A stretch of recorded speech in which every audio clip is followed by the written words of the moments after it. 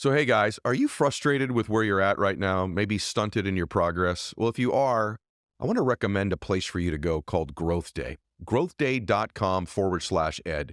It is the #1 personal development app on the planet. It's got all kinds of high performance techniques in there, courses, accountability, journaling, live speeches from some of the top influencers in the world, including me. It's an overall environment to change your life. Growthday.com/ed. I want to do everyone right now. I want to step back just for a second because I want to give you a tool for some of you where it is a little bit dramatic for you, especially through the holidays. And so it's the Not Alone Challenge that you have. Is that correct that there's been like 1.8 billion eyeballs on this challenge that you created? Is that accurate? And then please tell everybody what this resource is, because you aren't alone if you're in a really dark space right now, or it's the holidays. All times of year this affects people, but I think probably more this time of year than any time of year, people feel more and more alone. So I want to give you the floor on what a huge impact you've made with this. And if we didn't have this shared on the podcast, we're missing a few extra million people who would hear about it. So tell us about that real quick. We'll step out of the tools and give them a resource here. Yeah, thanks. Last year was our first year doing it. I have a youth foundation. It's called Inspiring Children. We help kids with suicidal ideation, anxiety disorders, self-harming. The kids run the foundation because nothing builds confidence like learning you're capable.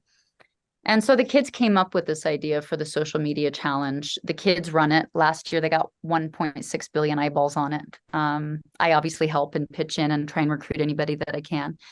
So we're doing it this time for the second year. The idea is it's a social media challenge, #NotAloneChallenge. People do videos talking about why mental health matters. People donate heroic auction items. People can go on there and bid on them, or there's, really simple stuff that isn't expensive, like a hoodie, t-shirt, or a wristband. All the money goes toward mental health foundations, making sure that we're putting tools into the hands of people that need them. There's lists of resources that are free, and usually specific to just different backgrounds, because people just need different resources depending on what they're going through. And that's at notalonechallenge.org. Oh, good. What's Inner World? What is that? Inner World is, as I mentioned, I didn't have access to therapy when I was 15. Yep. It really bothers me that misery is an equal opportunist. It doesn't care if you're a successful entrepreneur making millions. It doesn't care if I'm a homeless kid. Misery is an equal opportunist. It's not real picky. It'll So true. It'll thrive in any system of dysfunction. Now, if you want to learn not to be miserable, if you believe you can learn and do better, that takes an education. Education costs money, right? Therapy in its highest form should be re-educating us about how to emotionally relate to the world. It should be giving us practicable tools. So it really bothered me that now happiness was an elite proposition if you had money to afford it. Yeah. What about kids like me that moved out at 15 that didn't have money to afford it? Or what if I'm not getting the results in therapy that I want? How can I figure out how to create scalable, consistent tools? Again, at scale. Because when I did the numbers, currently we're 500,000 therapists short in America. Yeah. And we think that if everybody were to seek help that wanted it, we'd be 5 million therapists short. That's a bottleneck I don't know how to solve. It's not my area of expertise to solve it. What I got really excited about was how can I alleviate that bottleneck in a non-traditional and very disruptive way, while making sure that we're delivering results. That's what Inner World is. It's a virtual reality mental health intervention platform.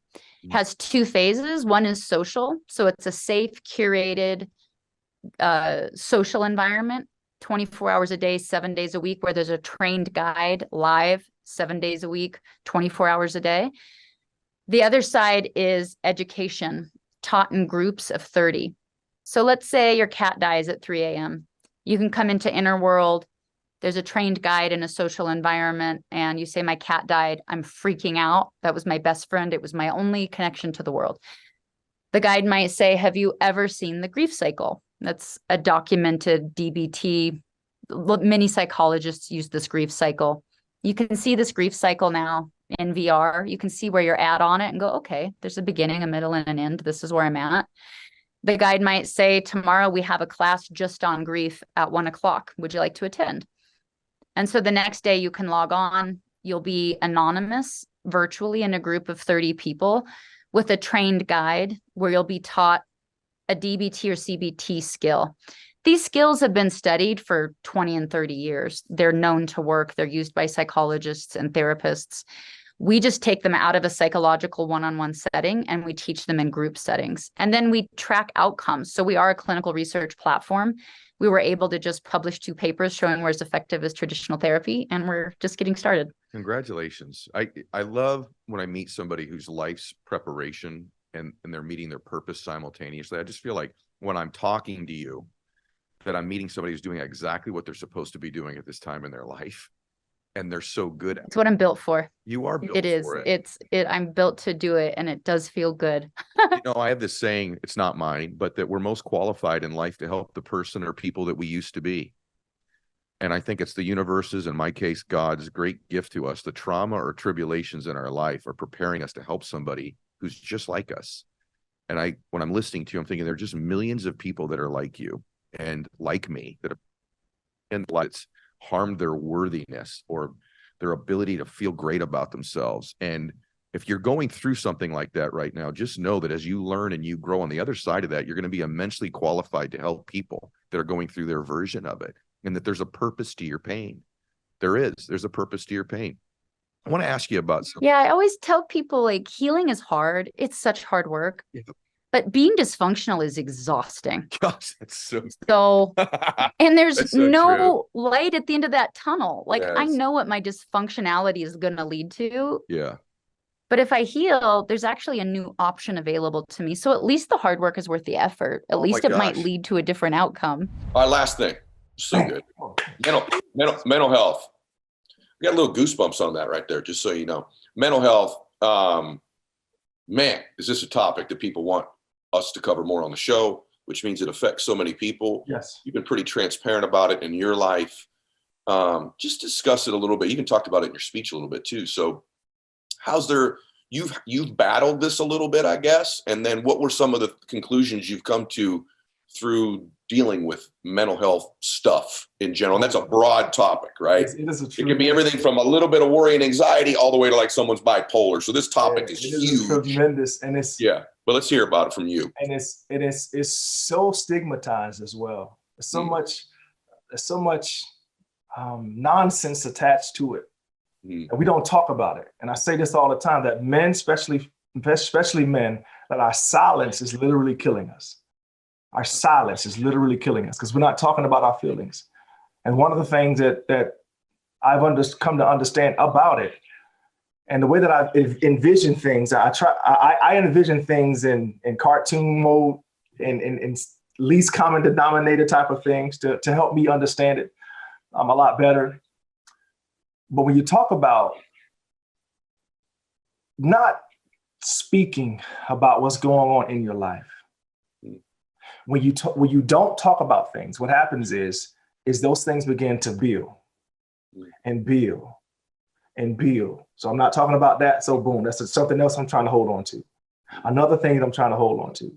And then it takes one thing from a loved one, usually a spouse, to say something that is not really a big deal. But in that moment, you just explode all over them.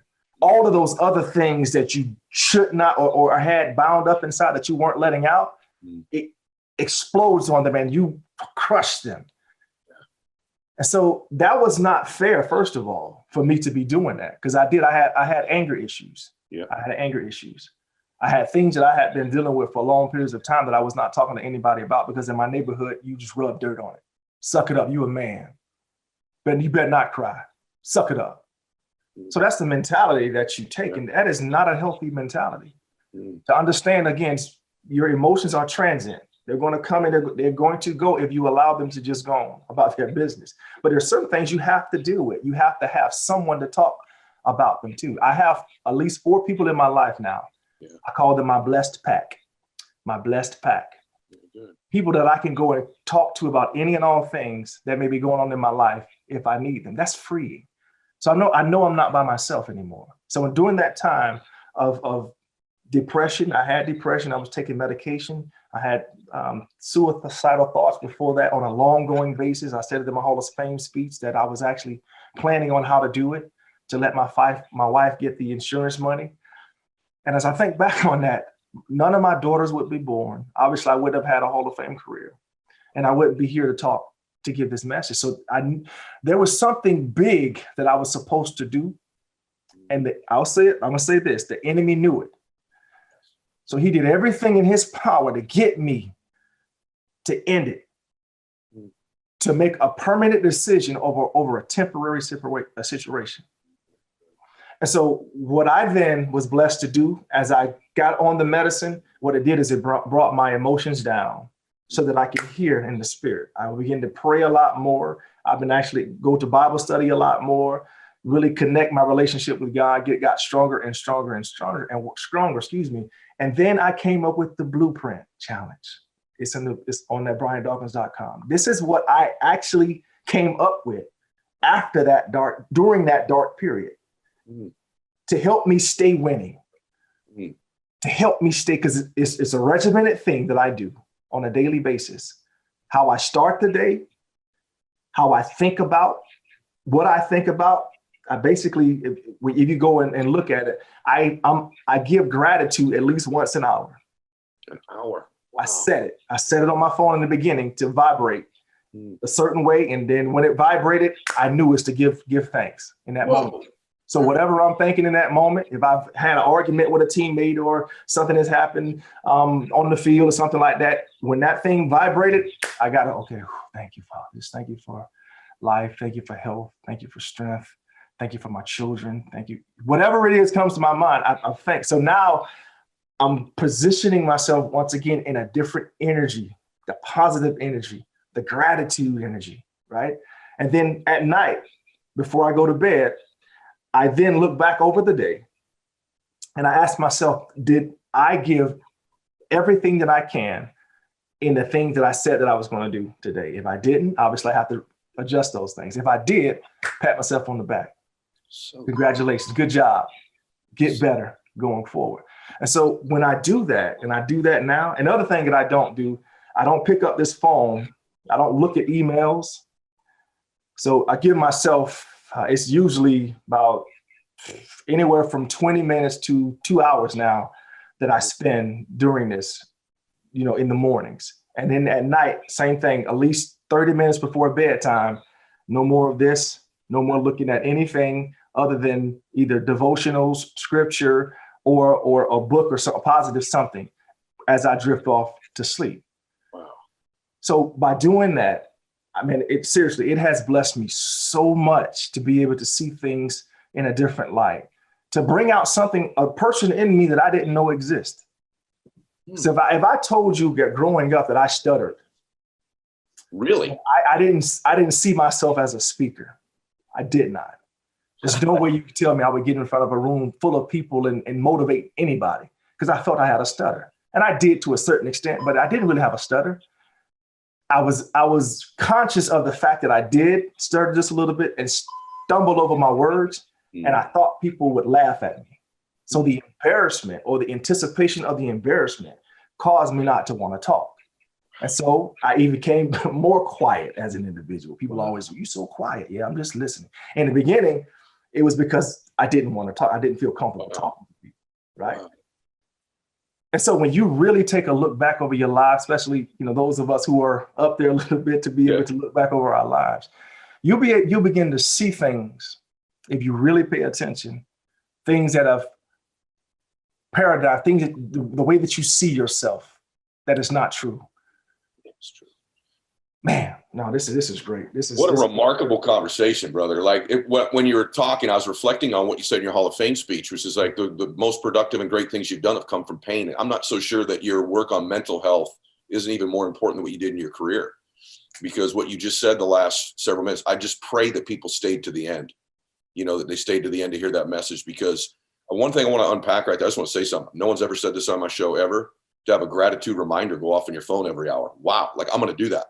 I'm going to do that. I do the end of the day, the reflection. I don't check my phone the first 30 to 40 minutes. I don't do it before I go to bed, but that gratitude reminder throughout the day, talk about a pattern interrupt if you're stressed or have anxiety. So Yes. Brian, I got to tell you, man, thank you for today. So, hey guys, as you know, I've partnered up with my good friend Brennan Burchard, who's created the greatest personal development system that has ever been designed called Growth Day. If you go to growthday.com/ed, you can get all the information. But it's that time of year where everybody's trying to form new habits. They've got new resolutions and goals, and you need an environment and you need some coaches, and you need to be able to do it super inexpensively. And that's where growthday.com/ed comes in. There's everything from journaling to accountability programs, live messages every Monday from myself and other influencers. There's an opportunity for you to get courses that would cost thousands of dollars completely for free. It's incredible. Go to growthday.com/ed and check it out. Okay, now off the medical stuff and the lab studies and those, any daily practices you'd recommend? We talked about ants earlier. Are there daily practices and strategies that someone right now says, I've got anxiety, I've got worry, or any of those factors, I'm not focused enough, I'm not happy? What would be a daily practice you would recommend?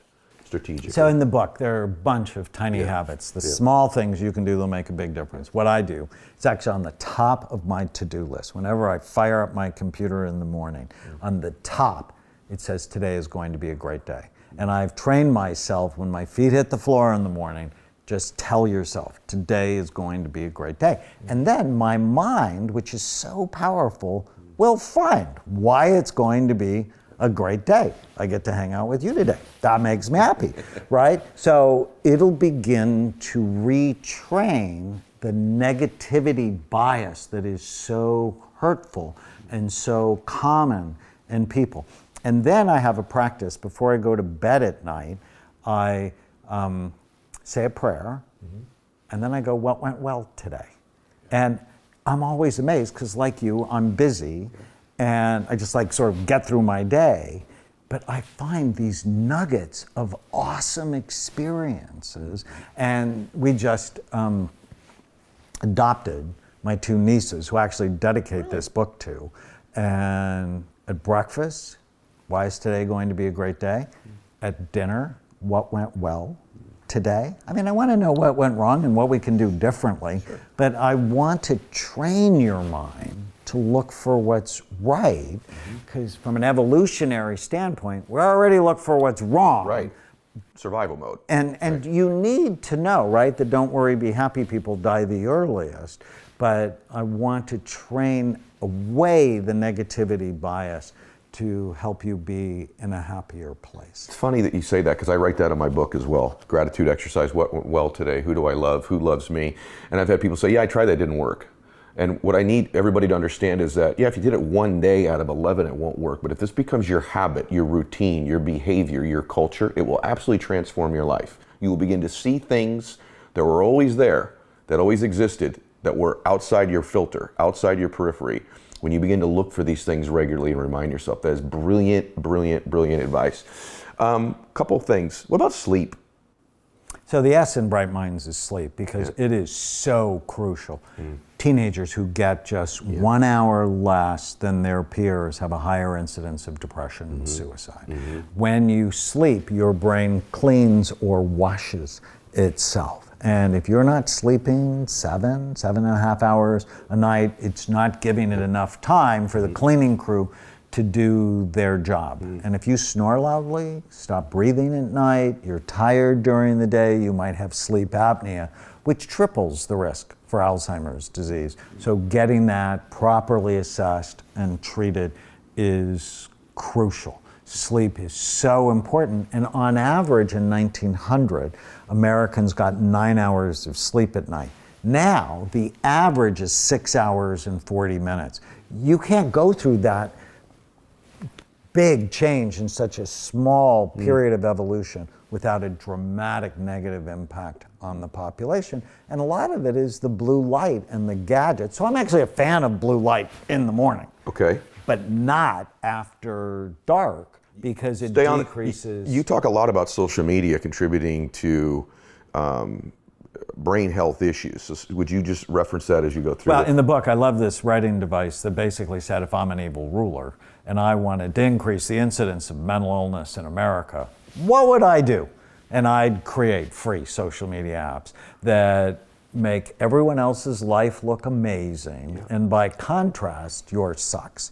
Be one of the first things I do. And the kids who spend the most time on social media have the highest incidence of depression and obesity. You have to be very careful with the gadgets. And the gadgets were purposefully made to be addictive.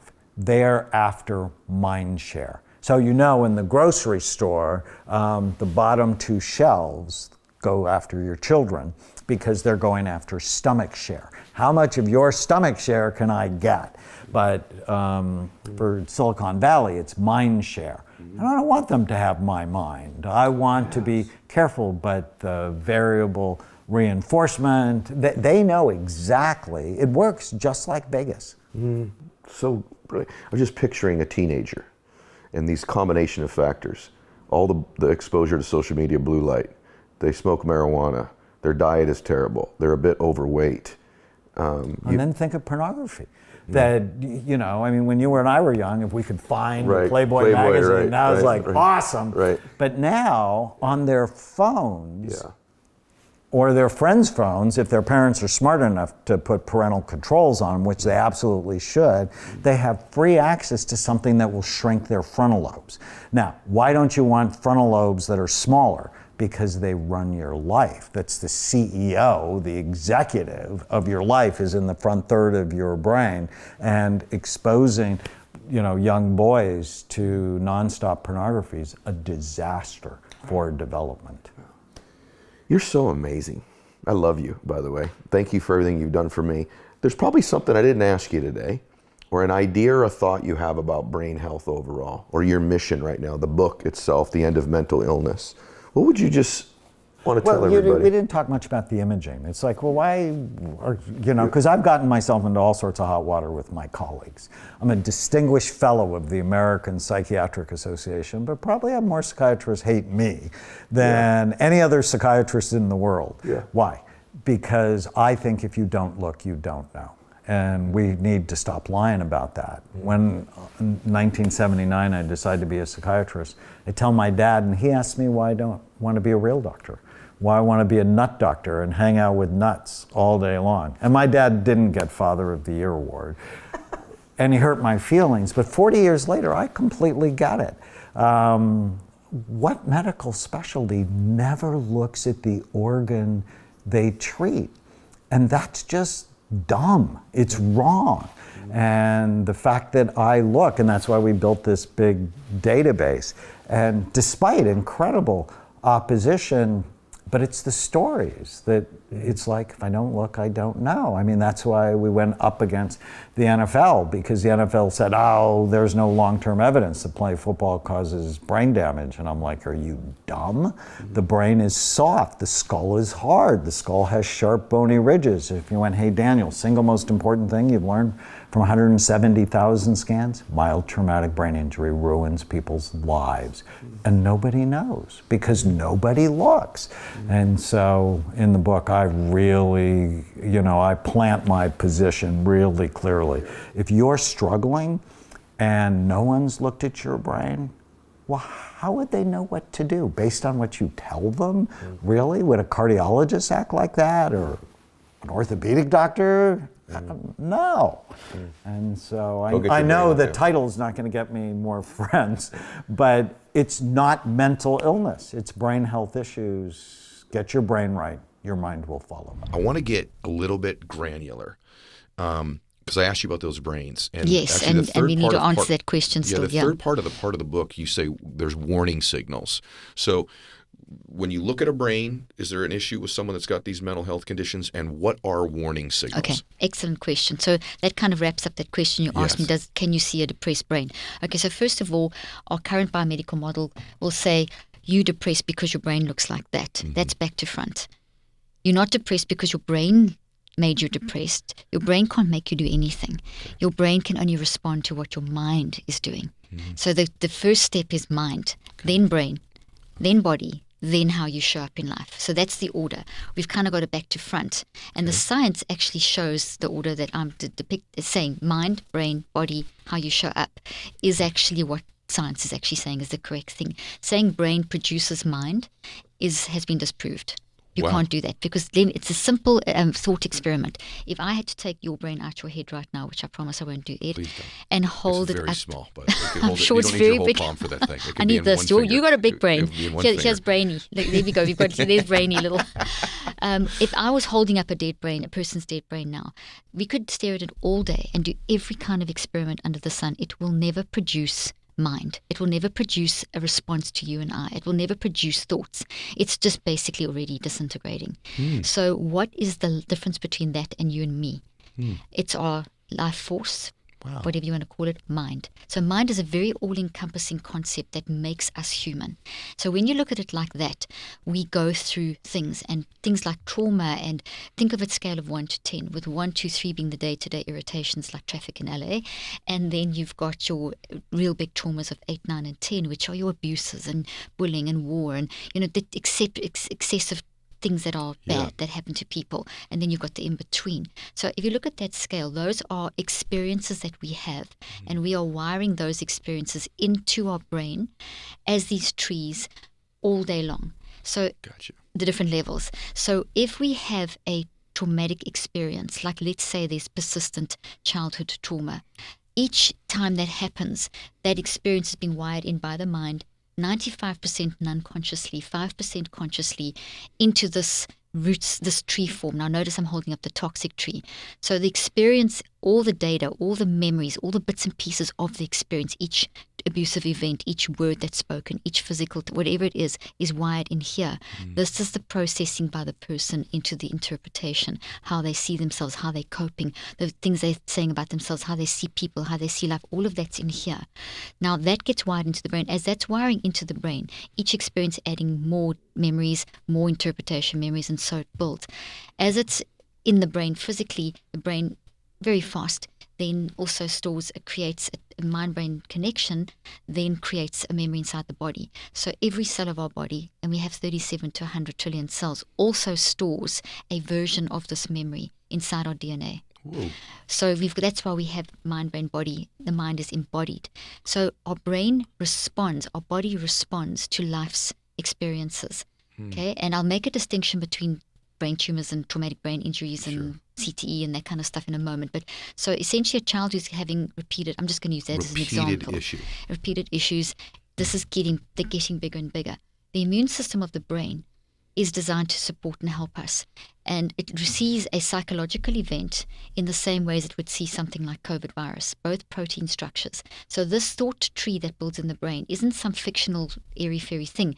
That energy of the experience and the psychology of the experience all make protein tree-like structures. And the detail of the experience, each abuse is inside little proteins as vibrations and aromatic rings and all this fancy stuff, which then cluster together to make branches. Okay. And these are the dendrites. Okay. This whole cluster we can actually talk about as being a dendrite, this whole tree thing. Okay. So in other words, the toxic abuse is as real as a COVID virus, just for argument's sake. Okay. People don't think of it like that. So thoughts are real, and that goes to your first question. So therefore, the brain then recognizes this. The immune system of the brain says, this is an invader, I need to do something. So it sends out immune factors, as like it would do with a pathogen like COVID virus, and it creates inflammation. And the idea is that your body would read this and create a defense system and try and fight this. But And if the COVID virus is inside, you can kind of do that and isolate a biological component because that's it. But this is connected to the source. So if the source hasn't been disconnected, if the abuse is still continuing, or if a person, let's say the abuse has stopped, but the person's never dealt with this doesn't go away. So that then creates a hyperimmune response, and that increases the vulnerability of the brain and the body to disease. Okay, so over time. I want to talk about solutions in a minute because you talk about brain preparation and some other things we'll talk about in a second. So there's the repeated, if there's repeated trauma, that wires it deeper. Yeah. So you're saying you said every experience is stored. Yes. So is wired in. a higher emotional charge to an experience store it differently, or it's easier to recall than a normal? So we're having an experience where I just opened that door right now. That's an experience. You're saying that's stored somewhere. That would be different than if I opened that door and someone put a gun right to my face. Absolutely. Okay, so how's that different? So it's going to look like, if you look at this tree over here, this is one size. So the more traumatic the experience, the bigger, the uglier, the more distorted, the proteins fold differently, all the chemical imbalance is wrong. The whole thing's chaotic. Okay. but it's real and alive. So obviously the bigger, you're quite right, the gun versus just a door It's opening. bigger. What if it's a good experience? Same thing, same storage? Which is exactly. So Okay. it's exactly the same thing. And this is the we want to deconstruct those, but we want to build these. So we want to spend as much time. If you have if I recall our conversation once we go from here, and I think of my great conversation with you, I'm going to work on that for 3 or 4 minutes. I'm going to think about that great conversation, how amazing you are, and that is now building my resilience because I now grow something good. Got it. So the emotional See? charge causes you to do the repetition that you would have got on the repeated trauma. So it's the repetition of something that's giving it the... And an organized repetition, yes. So Wow. when you repeat, when you do that repetition, if you do it in that neurocycle, you then create a very stabilized change. So here I'm going to increase my resilience. Got it. And I can use that to fight these. So the more of these I have, the more I can deal with these. Because we've all got, some of us have got more of the 8, 9s and 10s than others, unfortunately, because of circumstances. But we've all got these. We've all got things in our life. And we all will have. There'll be death and there'll be sickness and there'll be whatever. So yeah, so talking about a person who's suffering extreme depression. Take the example of that child who's repeatedly abused and they've hit adolescence or even childhood at whatever level, and they're showing signs of withdrawal, of depression, of anxiety. Those aren't illnesses. Those are warning signals. Now, remember you asked me a few moments ago, what are the warning signals? Yes. So what will happen is that our unconscious mind will find these, push them through the subconscious to make you aware of them. The way to fix them is consciously and deliberately and intentionally face these, because the awareness of these will then weaken them, these toxic thoughts, and finding the source. You can't change what's happened to you, but you can change and put plant food on. For want of it, I tell the kids, you can put plant food on here and make this root healthy again, so that this shrinks into just a little shriveled branch and you grow a nice healthy version over that. Okay. So that's the process of, we can't change our story, but we can change how it plays out into the future. Okay. So swinging back to your first question, completely, but the question about the depression, what does this look like in the brain?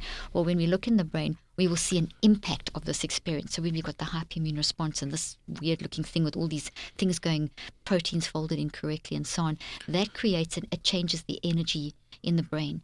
And we see that in a disruption of alpha, delta, beta, gamma, theta, all the different waves that you want to flow. The easiest way to understand this is to think of the waves on the beach. Okay. They flow, they build, they crash on the beach, they go back, and they have different sizes. But that's kind of how the normal wave. But when we have a tsunami, things have gone wrong. So this creates a tsunami in the brain, and that looks different for every person. And a consistent and persistent tsunami of energy in the brain, and consistent, persistent hyperimmune response, consistent chronic keeping of this thing over there, eventually disrupts all systems in the brain and the body. And we start, it affects the neurochemistry, the blood flow, everything, and eventually atrophy of cells, etc. So we're not looking at this as the cause. We're looking at this as the impact of life's experiences. And it's different for every person. And as a person starts dealing with this stuff, we can then see healing come back. We can see the tsunami get under control, the hyperimmune response, the lowering of inflammation in the body, and all these things we see change. And that's what I've shown in my research. We just actually published a paper.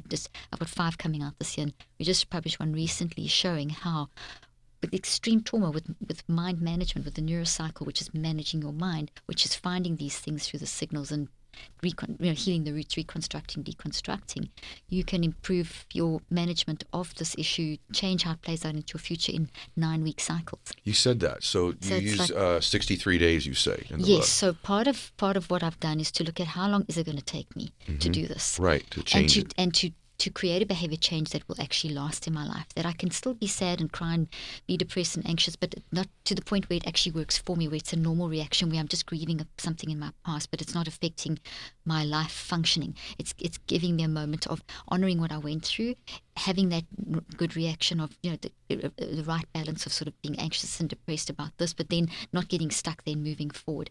That is going to take you cycles of at least 63 to 66 days. Okay. The more complex the trauma, the more like the gun at your head and this thing, that's not going to go away in one cycle.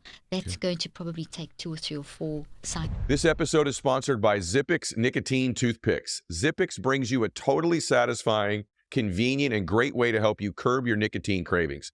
I had a few friends of mine I've been playing golf with. They've got these toothpicks in their mouth. I'm like, what are you guys doing? They're like, dude, Zippix. I'm like, what is that? The more I dug into it, I'm like, wow, this is a really interesting product, because here's what it does. Zippix toothpicks give you an easier and better and more discreet way to help you get your fix. They're also one of the most effective nicotine products on the market. Zippix also offers caffeine and B12 infused toothpicks if you're not a nicotine user or if you're trying to get away from your nicotine habit. Ditch the cigarettes, ditch the vape, and get some nicotine infused toothpicks at zippixtoothpicks.com today. Get 10% off your first order by using the code Mylett, MYLETT, at your checkout. Your lungs will be glad you did it. Must be 21 or older. Warning, this product contains nicotine. Nicotine is an addictive chemical. Zip more, smoke less with Zippix nicotine toothpicks. So we said that if you don't cry when you listen to the album, you should probably go to therapy. And I want to talk to you about that. Because I talk openly about different struggles I've had with, mental health or anxiety or worry. And I think it takes courage for anybody to do that. I think it takes extra courage when you're a public person like I am. And then I think it takes extra courage when you're a public person like you are. So I have to imagine, was it was there a catalyst where you went, because you actually went somewhere for a while and said, I'm just going to unplug. Yeah. Right. So I heard you say something like you felt like you were permanently plugged in all the time. Oh, I still do sometimes. Do you? Do you? Yeah, I do. I feel like I have this electrical current that runs through my body, which is maybe partly, I mean, if you want to look at the spiritual aspect of it, maybe it's partly like my connection with all that is that's coming through me. But I do feel like also with my nervous system and the way that I was on, I say it's been on stun since I was a child. Yeah. I mean, just growing up in the household I grew up in, there was a lot of arguing, and when you're constantly in that hypervigilant mode, and then taking that already hypervigilant child and putting her into a world where all eyes are on her 24/7. My hypervigilance has been intense, but it's it's interesting. I at 30, I just decided I needed to go get help. I was having horrible anxiety, insomnia, depression, and I'd never been alone. There's always been someone with me. And when I went into this treatment center, when the doors locked, I remember going, oh my God, I'm alone for the first time. Really? Yeah. And it was... Did they take your phone from you too? I don't remember if they did, maybe for a moment, maybe for the first few days. Okay. And what no one knows, actually, during this time, I was going through all these dental surgeries. And while I was in there, I had 5 root canals. Oh my God. 5 at one time. Come on.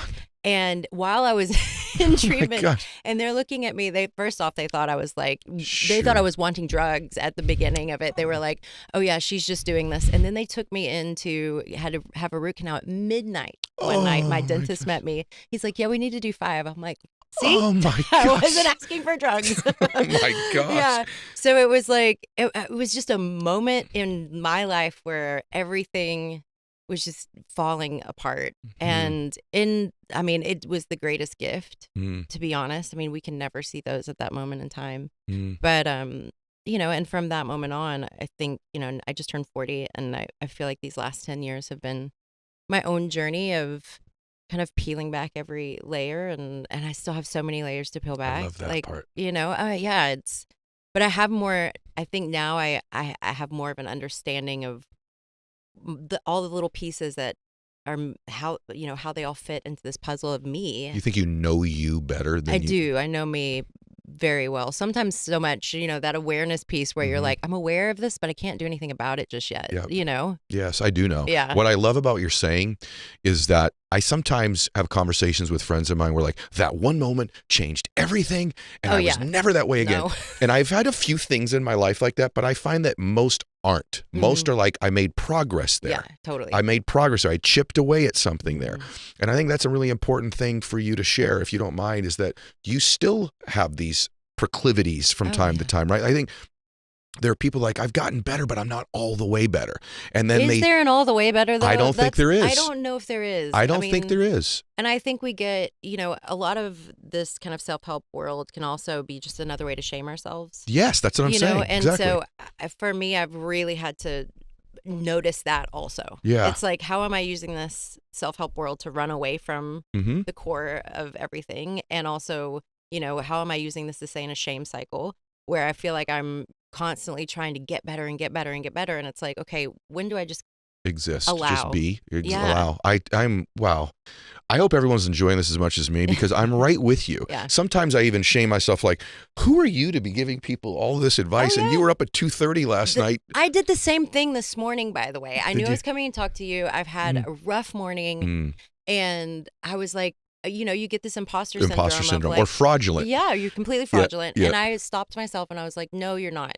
Mm. You've come a long way and you Yeah. have a lot to share from the place that you are right now. Yes. And then, I have a lot to grow, but it's not, I think my growth is just, I think you get to a point where, for me at least, I want to be better for myself. Mm-hmm. It's not about anything outside of me. Yep. It's like I want to treat myself kinder, and I want to live a happier, more joyful life, and it's for me.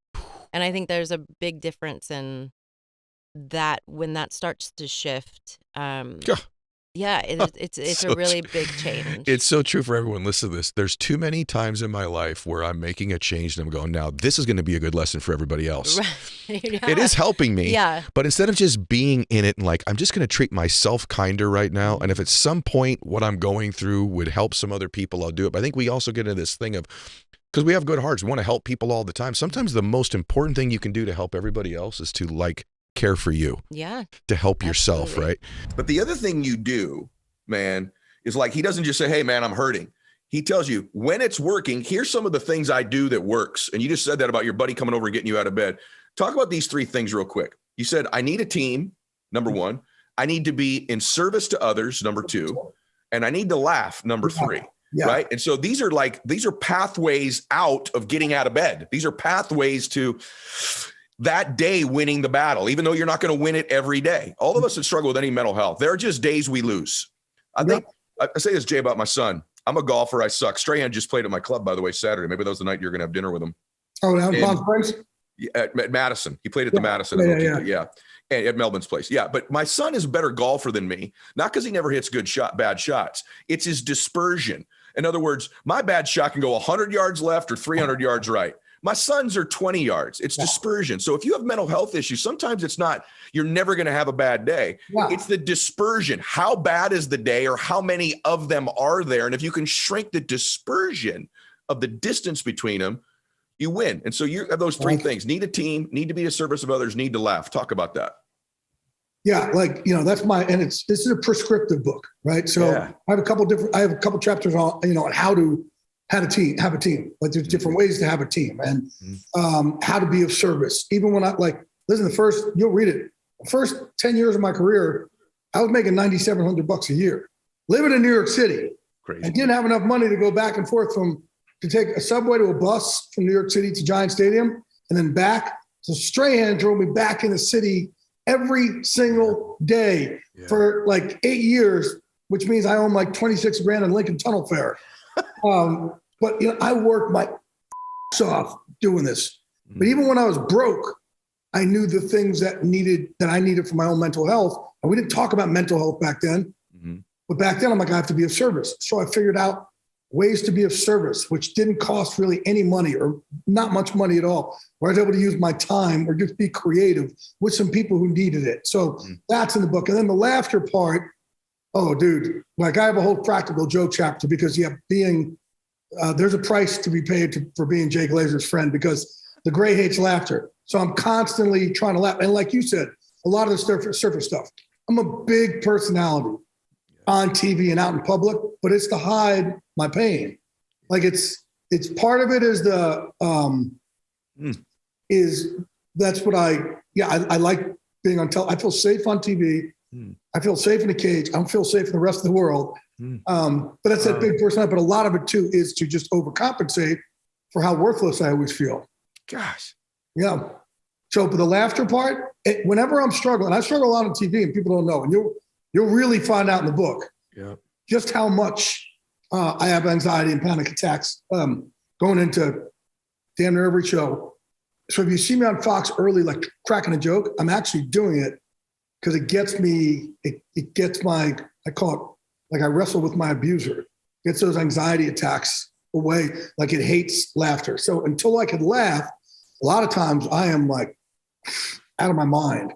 So there's different things of laughter, but the team also, like look, my team, I have teams in so many different areas, and like God is a team for me, and my fight team is a team for me, and my football family is a team for me. My Fox and Above Someday family is a team for me. My little rescue pet I adopted is a team for me. Like, we need teams, because what's the biggest thing here? I just said, like, those of us with any sort of mental health stuff, we tend to isolate. Yeah. If you isolate, man, that's scary. That's when the roommates in your head start talking really bad to each other, right? So when you got a team, the roommates in their head will talk a little bit nicer to each other. Is part of talking about it, Jay, like just your awareness that these roommates are talking? Do they lose a little of their power over you just when you're aware? Like, hey, here I go again. Like I think for years, some people live in patterns. They don't even know it's happening. Oh, I know what happens. You do. Do you think the awareness, two things. One, does the awareness of it minimize it at all? And two, you're a real physical dude. Mm-hmm. How important is the physical moving your body? I doubt, maybe I'm wrong. Have you ever been in the midst of like massive physical activity and still felt these things? Or is that also a pathway out for you when you're getting real physical, you're really moving your body? Huge pathway. I mean, Okay. Troy Aikman just posted, like, man, if we could take working out and put it in a pill, it'd be the best antidepressant of all time. Right. And it's true. Like, you've got it. And like, for me, I asked, when I was struggling last week, I asked Mark Kerr, who's the first ever UFC champion of the world, I need you to come over and we need to spar. Basically, I'm like, give me more CT. I need you to punch me in my head. But yeah, like, I will force myself to.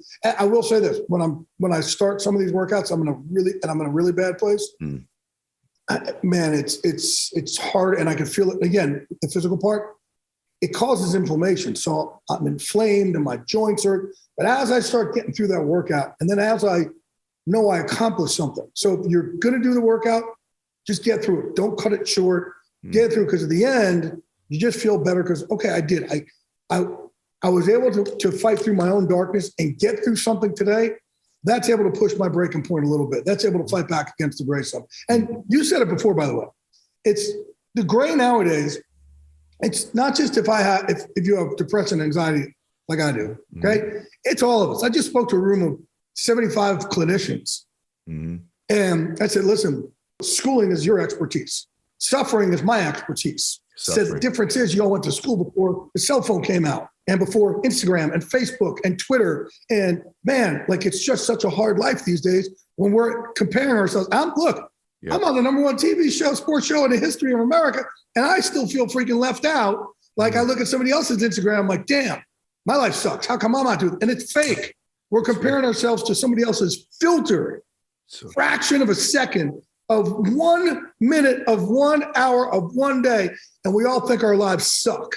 And then you look on Twitter, and the way people talk to each other, and I was just explaining this to John Gordon, your guy John Gordon, the other day. I said, think about this. We were kids growing up, and man, you got bullied on the playground. I'm from Jersey Shore, so there's a lot of that going on. It sucked for you for the weekend, right? It was bad. Or if it happened to your friend, it sucked, right? It lasted for a few days. But we now have that same feeling and see that 1,000 times a second. So true. You see somebody getting bullied or talked to, and even if it's not about you, it hurts the human condition and it changes us here. So, I asked them all, I said, I need you to kind of almost go back to school and figure out how is the brain morphed with all this, with all the negative stuff that we see, and how left out we're all feeling. So true. Even I have that, man. I'm check social media sometimes. I'm like, crap, I thought I had a pretty good gig going here. I'm not doing that. They're having a blast. They're way happier than me. And there's like this fake threshold of happiness that, because everyone's taking 80 pictures before they post a one or 100 videos. And then filtering it. It ain't real. It's so funny. I was at dinner the other night and this family was literally arguing, like loud arguing in the restaurant. I'm talking like F-bombs back and forth with the husband and the wife in front of the kids. Brother, I have to tell, I'm gonna ask you one more question because we're pressed on time, but like, I want to thank you for today, because I know we've helped millions of people. Actually, let me amend that. You've helped millions of people today. And because of your courage and the example of what he's doing is what I want everybody to take from today. Obviously, there's the tools and the resources and the thoughts and the strategies and all the stories you've heard, but it's also what he's embodying, the service, the different things he's done, the vulnerability, the guts it takes to go, hey, I'm struggling with this right now. The 10 years of work to get there finally to break 10 grand in friggin' income. All these things this man's done is it's remarkable. So the last question is a simple one. It's just like, I want to make sure we covered everything and we didn't miss something. I'm someone listening to Jay Glazer right now. I'm like, hey man, thank you. I'm following you now. I'm going to be doing my own mental health checkups. I'm probably going to start to share about whatever my thing is. It might even be mental. It might be physical, emotional, whatever. Anywhere I'm struggling, I'm somewhere gray. I'm somewhere anxiety, depression, frustration, fear, right? Lack of self-confidence is a huge one for most people. And by the way, we all got fear. Right. Every one of us got fear. There's no shame in that. Yeah. Zero. So what would your message be? Here's just a place to start, man. Like you're there today, you listen to the show made you feel a little bit better. Here's just one additional thing, sister or brother, that you should think about or do. Well, it's two things. One, yes, definitely start talking to your people about this. It gets you closer together. I didn't tell Strahan that I had a breakdown till 2 months ago. The first time I ever told him. Wow. He's been my best friend for 30 years. And he actually said to me, and I told him I had to get out of dinner. He goes, oh, do you want me to come over? I'm like, nah. I said, you want me to talk about it? I said, nah. And he goes, why have you never told me about this? Yeah. I said, I don't make the rules of this thing, bro. Man, for some reason with you, I felt ashamed. Maybe because he and I compete so much. I don't know. Then I went to the Super Bowl last year. I was really struggling.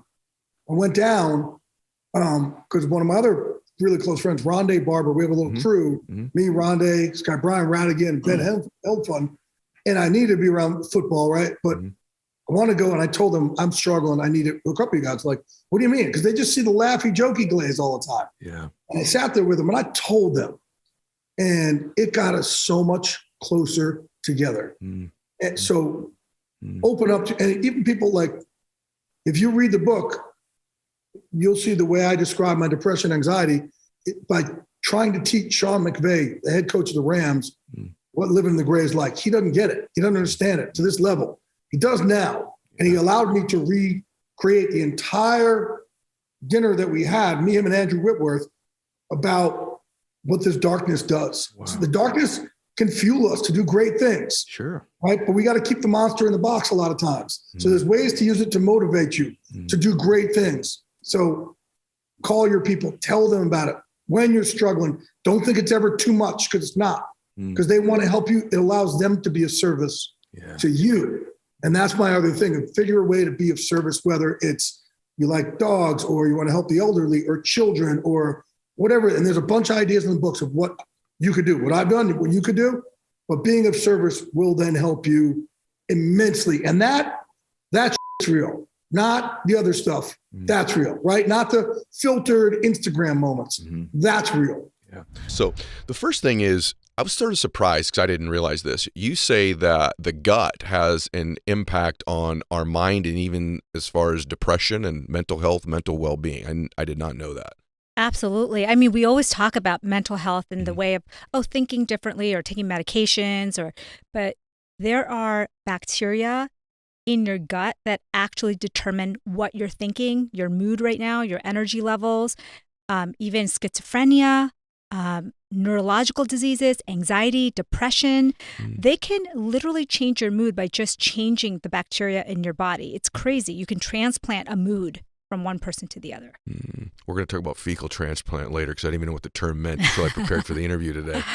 But let's stay there for a second. So you're telling me that, because by the way, people that are listening to this or watching this, oftentimes are having these emotions and these feelings that potentially they think are triggered by their environment, external environment. Yeah. Someone cut me off on the freeway, or I didn't get a promotion, or, I got a negative comment on social media. You're saying, maybe that's what it is, but it can actually be the bacteria in our gut that is actually signaling our emotions. How does that actually physically work? There are at least four different ways we know that the gut actually signals to the brain what we should be feeling at any particular moment.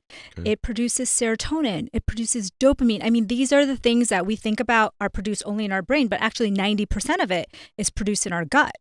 And what it does is it sends signals. They have ways to signal to the brain through the vagus nerve, through creating little vesicles that travel through the body, and like inflammation. So using our immune system to communicate.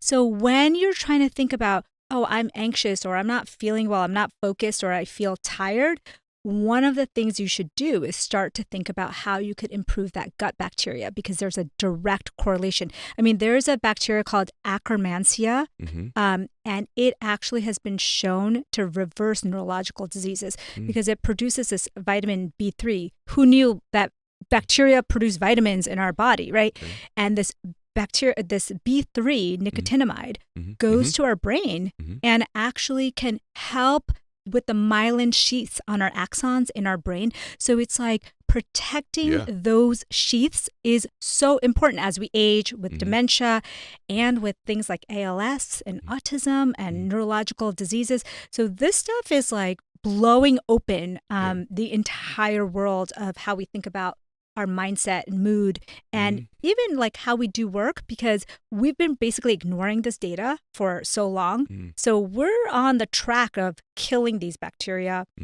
and stripping their functions. So basically we're working with a fraction of the bacteria we should be having. So this is so important for those of you listening to this, because most of my audience is pretty health conscious. Yeah. Try to eat right, train, they read the good books, they listen to me, they do those other things. You use the term "who knew," so I'm going to lay a foundation for that.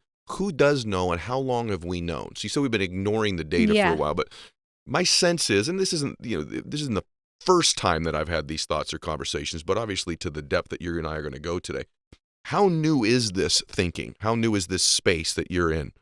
Well, this bacteria that I just mentioned to you, Akkermansia, it was named in 2004, so it was just discovered. Very recently. And okay. The links with autism and bacteria, it was Lactobacillus reuteri. I think that was about 10 years ago. So this is new stuff in medicine. Anything 20 years or less is new. Sure. I'm going to age myself, but about 20 years ago when I graduated, it was not really talked about. I mean, gut was gut. If you had constipation, diarrhea, then you deal with the gut. Right. But you wouldn't think of it in terms of how we're focused or our energy levels or our mood. And America is facing like epidemic levels of anxiety and depression. There's a 30% rise in anxiety medications, a 20-something% rise in depression medications. We're the unhappiest we've been in 50 years. And 56% of Americans say that they have trouble with their mental health. So we're in a bad spot right now. And we're mainly treating that by trying to regulate the serotonin levels in someone's brain, and instead of potentially looking at their gut health. So let's stay on that for a second. The reverse is also true, you believe? Yeah. That the way that we think impacts our gut also, true? Isn't that fascinating? Yeah, it is. To me, it's super fascinating. You could take people who are, people who believe in God, or people who think positively, or people who have a well-being mindset, or self-reported, and you can identify them by their gut bacteria. So there was a study that actually looked at their gut bacteria, and they said, oh, they look different in their diversity of how many bacteria there are and the prevalent species. And same with schizophrenia. I mean, they can look at the gut bacteria of schizophrenics and not knowing who's who, they were able to pick out the schizophrenic people. Suffering and comfort. And many years ago, my friend Wayne Dyer shared a story with me, and I tell it a little bit different, and I use it for a different purpose than him. But I want to tell you the story about the 4 philanthropists. And so many, many years ago, there was this war going on in this village. And in the village, the people that lived there lost the war, and all of the men in the village were imprisoned. And the prison was actually in the village. And so imagine all of the husbands and brothers and sons were imprisoned in the very community that they grew up in. And there were these philanthropists. There were 4 of them that all wanted to come along and live their destiny, live their purpose, and make a difference in the world. And so one of the first philanthropists came along and found out that all these men were sleeping in very uncomfortable conditions, and there was, they were sleeping on rocks. There weren't adequate mattresses, and there wasn't great pillows or anything like that. So he said, I'm a very wealthy man, and I'd like to help these men in the prison suffer in a little bit more comfort, to give them some comfort in their suffering. And so I'd like to donate pillows and mattresses so that they could sleep comfortably. And the prison agreed, and he donated all the mattresses and the pillows so that these men could sleep in some comfort.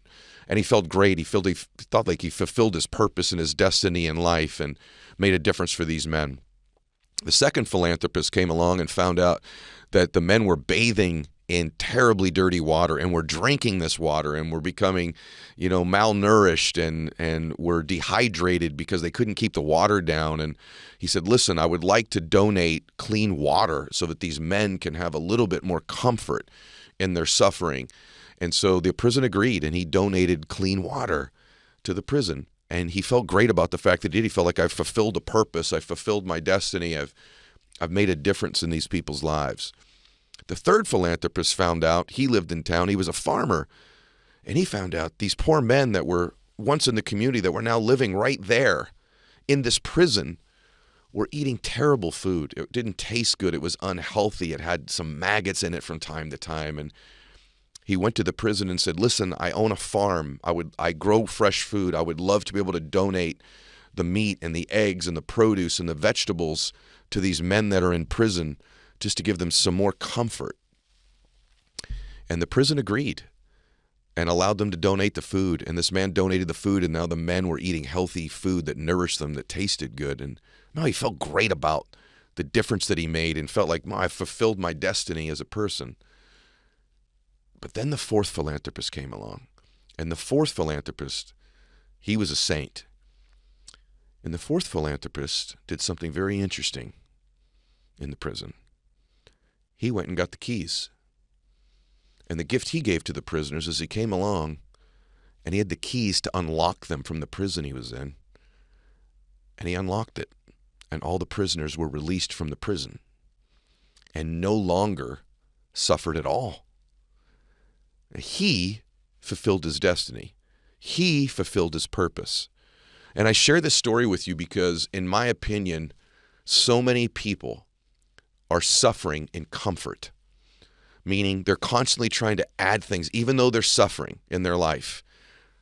They do things to feel more comfort in their suffering rather than alleviate their suffering, rather than what I'd like to think that my show or myself, or what I'm going to share with you right now, I have the keys to unlock you from the prison that you live in, the prison of our minds, the prison of the emotions we don't want to feel, the prison of feeling like we're less, the prison of feeling like my life doesn't matter, the prison of not having a sense of direction, the prison of feeling invisible, the prison of always beating ourselves up about our previous sins or mistakes or setbacks or failures, the prison of being worried about what other people think about us.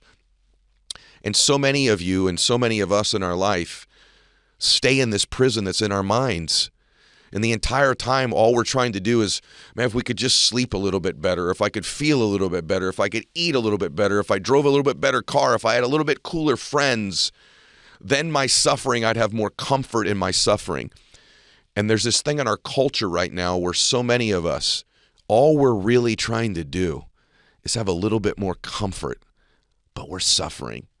And I believe suffering comes from a place in our life where we're not pursuing our dreams. We're not pursuing our potential. We're not giving ourselves the gift of what's already within us, which is love and bliss and peace. And we're pursuing these things. We're pursuing that car, that truck, that relationship, that amount of money, that title, that prestige, that like on social, that following. So that maybe as we're suffering, we feel a little bit more comfort. There's these moments of happiness, moments of bliss, moments where we feel okay. But we live in a prison of our own making in our minds. And I believe there are keys to just simply the simple process of unlocking the key and walking out of that prison, and you never need to live in it again. And that's really what my show's all about. See, the prison is living in fear. The prison is, what are people going to think about me? The prison is living someone else's dream. So many of us right now are pursuing something or in a career that we didn't even really choose. Our parents chose it, or people thought we'd be good at it, or we studied it in college and so we're stuck in it, or we've started a business and we're running it and it was originally our dream, but we just suffer every day in this dream that's probably right now, if we checked in and started over, is no longer our dream. How many of you right now, as you're driving in your car or running on the treadmill or watching this on YouTube, relate where you're like, I am suffering. I'm in this prison that it's my making. It was my dream I no longer have. It was my parents' dream that I'm living. It's a job that I know I don't want to do. It's emotions every day I don't want to feel, but that I create this pattern of feeling these emotions. I have See, in our lives, we have these emotions we're going to get on a regular basis. No matter what the conditions are of our life, there's 5 or 6 emotions we're always going to go get. So if our addicted emotions are pain, anxiety, worry, suffering, anger, depression, angst, nothingness, we're going to find a way in our life in a given week, no matter what the conditions are, to get back into that prison of those emotions. Don't you? Don't we? We find a way to do it because we're addicted to that pattern of the emotions. And most people, listen to me, will live their entire life and get to the end of their life and only at the end of their life realize I suffered in comfort and I could have ended my suffering at any point. I held the keys. God held the keys the entire time. I could have simply unlocked the gate. I could have unlocked the door and walked right out. And I believe that door, those keys, are the following things. That it's your faith. It's connecting, if you don't have one, connecting to something you believe in that's bigger than you. In my case, you all know that I'm a Christian, but whatever faith it is that you choose, that faith is a pathway. It's part of the keys of getting out of the prison. It's the keys of getting out of the prison. Part of the keys is finding a dream that's our current dream, not our past dream, not our parents' dream, not our friend's dream, but our dream right now. Ask yourself a question, check in. Am I now living in a prison of my own creation? It was a job I chose I don't want anymore. It's a degree I'm pursuing I'm not interested in. It's a business I started that now that I've done it, it's not for me, but I'm still in it and I'm suffering in it, but I get a little bit more comfort with a little bit more money. I go to a concert. I've got good friends. Whatever the thing is you do, I get a good bottle of wine on the weekend. Whatever you do, you smoke weed, whatever your thing is, all you're doing is trying to just be a little bit more comfortable and you're suffering. I believe the key out of that prison is to pursue something that's your purpose and your passion and your calling and that your heart tells you to do. I also believe it's pursuing something that takes advantage of your natural skills and abilities. The prison can be what other people think about us.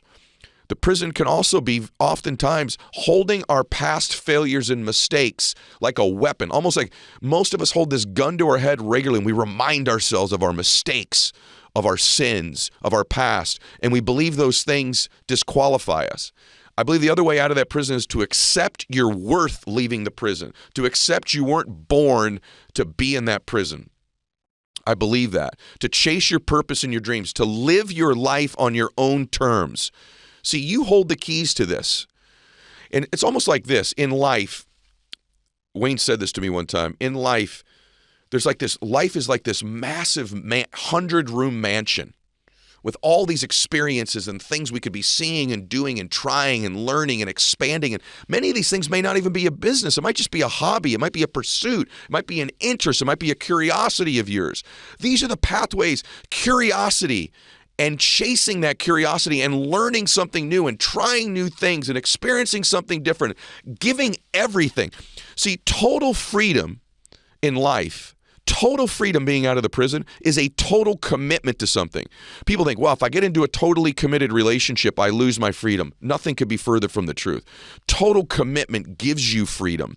Well, if I get totally committed to my business, man, I'm going to lose the freedom. Not true. Total commitment is the keys out of the prison. Half commitments, halfway committed to a relationship, halfway committed to a business, halfway loving what you do. That's the prison. That's the lack of freedom. Total freedom is actually total commitment because once you've totally committed, now you're free to create. Now the options are whatever you want them to be in your life. And so I'm a huge believer that these keys, those are the pathways out of the prison in our minds. Those are the prisons out of our life. See, Wayne said to me, it's like life is like this 100-room mansion. And we're born into it, and we get into this, we've chose this one career or this one relationship, and we spend the majority of our life in that one room in a 100-room mansion. Think about that for a minute. All the different experiences, things you could be learning, seeing, and doing in your life. But you spend almost every day, most of us, in the same room, in the same life, in the same mansion of life, with the same people doing the same things, suffering, and just a little bit more comfort. And you can dress that room up all you want. You can dress it up all you want. You can have the best blankets, the best food, the best drinks, but you're still suffering. You can leave that room anytime you want. There's hundreds of other rooms. In fact, there's hundreds of other mansions that have hundreds of other rooms all over the world. There's a big world for you to experience. My challenge for you today, and that pathway out of there, my challenge for you today is to take the keys right now. Take those keys and open the door and at least mentally step out for a minute and say, I can end my suffering by pursuing my passion, by giving myself the gift of my faith, by giving myself the gift of my happiness and my bliss, by only being around people who love me and believe in me and treat me the way I'm worthy of being treated. I'm going to begin to treat myself the way I'm worthy of being treated. I'm going to regularly audit my life and take a look at what my dream is now, not what my dream was when I was 18 or 13 or 25 or whatever your age was. At some point, what's your dream now? If you could dream again now, if you could have the emotions you wanted now, if you could pursue your purpose now, what would it be? Those are the keys out of your prison. You were not born to suffer in comfort. You were born to do something great with your life. You were born to leave this prison. You were born to do something awesome, to contribute to the lives of other people. And your past does not disqualify you. And just because you've been in this prison or in this one room, in this 100-room mansion, and that one mansion does not mean that you need to live there the rest of your life. At any point, you can make a decision to step right out of that place and begin to create again. And by the way, just the visual picture of stepping out right now, if you gave yourself this gift, I'm going to step out. I'm going to begin to create. I'm going to begin to learn. I'm going to begin to grow. I'm going to begin to pursue my passion. I'm not going to begin to just do the same things that cause me to have a little bit more comfort in my suffering. I want to live blissfully. I want to live greatly. I want to do something awesome with my life. I want to make my dreams come true. At any point, you're one decision away from doing that. And today, I just want to simply tell you that I believe my content, my podcast, the pursuit of your potential and your dreams, and you being that fourth philanthropist for you. You be that philanthropist for you. You be that saint for you. And those pathways, again, are your faith, are your purpose, are your dreams, is your courage to change your life, is your courage to say, I'm unlocking the keys. I'm stepping out a new person. And maybe it's the same career. Maybe it's the same career, but it's a different version of you doing it. It's a more positive, optimistic, confident you doing it. That the suffering isn't the career. The suffering isn't the business. It's the person in the business. It's the person who every day thinks, I've got to worry and be frustrated and be angry and be concerned, and I've got to suffer in order to make this work. There's a big difference between pain and suffering. Stay with me. Pain is mandatory in getting somewhere in life. Pain is a primer. Pain teaches us. Pain is temporary. All pain is temporary. You can survive temporary pain. On the other side of that pain, you meet another version of yourself. I want to be very clear about that. I'm not going to tell you that pursuing your dream, pursuing your life, and life in general doesn't involve pain, because it does. And there's nothing wrong with that. We learn from our pain, and it's temporary. Suffering, however, is optional. Suffering is different than pain. Suffering is living in that prison in your mind. Suffering is being with someone that doesn't love you and treat you the right way. Suffering is chasing a dream that's no longer your dream. Suffering is chasing no dream and building someone else's dream at a job when that's not what you want. Suffering is not pursuing your interest and your curiosities and your hobbies. Suffering is not being connected to your faith. Those are all things we choose. So pain, that's part of life. That's almost mandatory to pursuing something great. Pain is what makes pleasure feel so good. There's nothing wrong with having pain in our lives, because when we get pleasure, it feels 1,000 times better. That contrast, that duality, that dichotomy is one of the beautiful things of life. So pain is going to be there, but suffering is of our choosing. And so many people choose to keep suffering in more and more comfort. And my challenge to you today is to no longer do that and to pursue your dreams, to pursue your potential, to unlock the keys of the prison you've been living in and start to live freely again.